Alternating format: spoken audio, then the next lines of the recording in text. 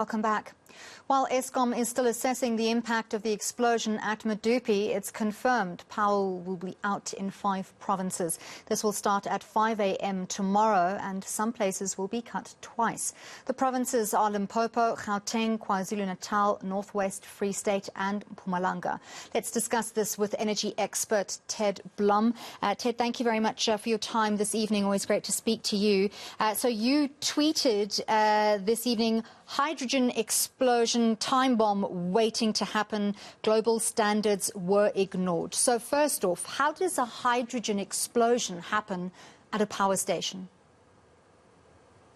Okay, it's a little bit technical, but let me take you through it. The hydrogen is used as a coolant inside the generation turbine.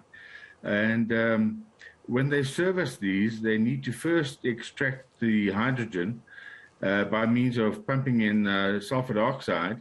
And then once they're happy that all the hydrogen has been excavated, they then can stop pumping in the sulfur dioxide.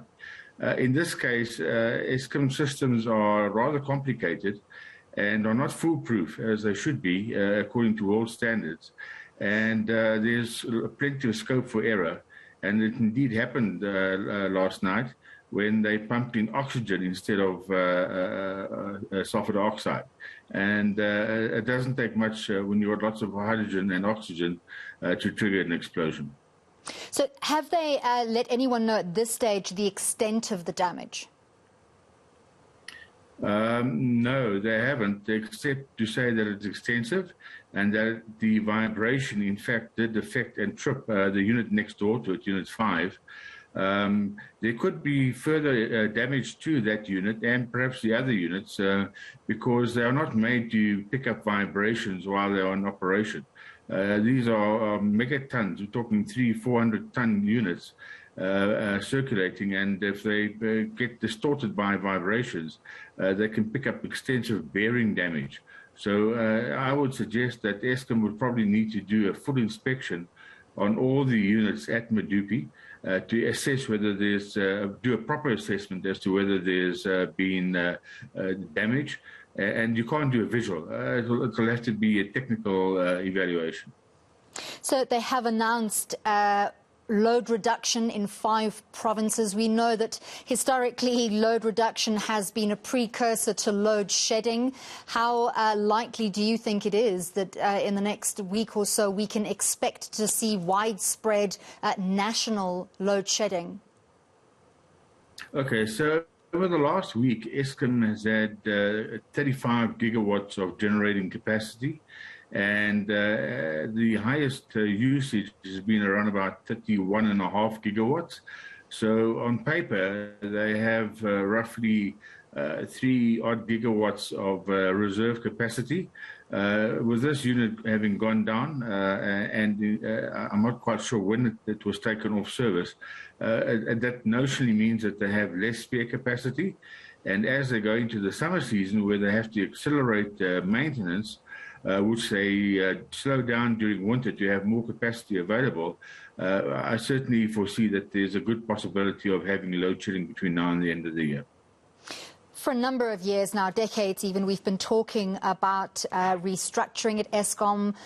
Serious questions have been asked about leadership at Eskom, why infrastructure has not been properly maintained, whether the right critical skills and expertise has been retained or built up at Eskom. What do you think a situation like this, a hydrogen explosion at a newly built power station, what does that say to you about the level of expertise of daily technicians and the kind of people who are running power stations in SA?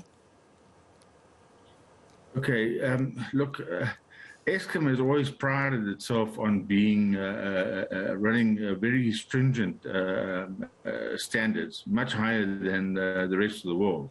But in this case, with the hydrogen plant, I'm afraid to say that it seems to me that in their quest to be the best of the breed, they have neglected some very practical procedures, and I would I'm afraid to say that I suspect that the same thing could repeat itself at all the hydrogen installations that Eskom has, and has one at probably every plant.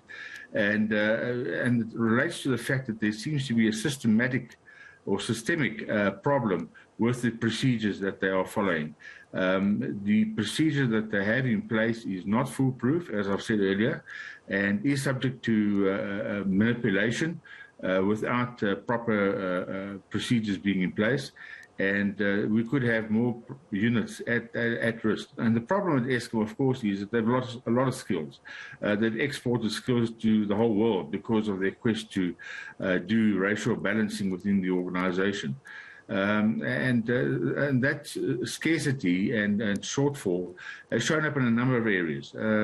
Firstly, their forensic and audit department hasn't picked up crime and corruption for more than 20 years. Their coal procurement has been substandard for 21 years, and in fact is getting worse. And that has been acknowledged by the new management in the last couple of weeks, in that they have acknowledged that they're not on top of coal costs. They've messed up their coal supply model, which was mine-mouth based.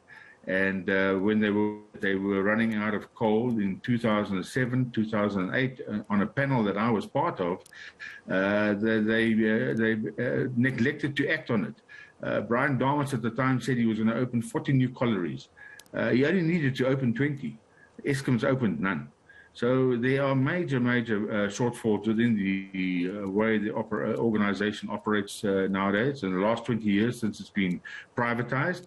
And unfortunately, there's been a lot of cadre deployment. And so it's not been run as a meritocracy. And when that happens, then you can expect shortfalls in various phases of the operation. You're talking about forensic audit departments. South Africa should be called the Democratic Republic of Inquiries, yet you're saying an independent forensic inquiry should be conducted to get to the bottom of exactly what happened, which parts of the hydrogen processes that you're talking about are faulty and need to be changed. Do you think current management is open to independent inquiries and is able to institute and put to use changes to manage processes effectively and really change the structures where it needs to change? Okay, so let me put some more light on the matter. I don't think management is open-minded to do what you've just suggested, but this is wider than just what management thinks they must do and want to do. As I said, there's been major lapses in Eskom's internal forensic and audit department over the last 20 years, and I've got plenty of evidence for that. And I'm in fact still waiting to get to the Zondo Commission one day to present my evidence. Nevertheless, this is, as I said, a wider issue, and it also involves the Department of Labour, because this is an industrial accident.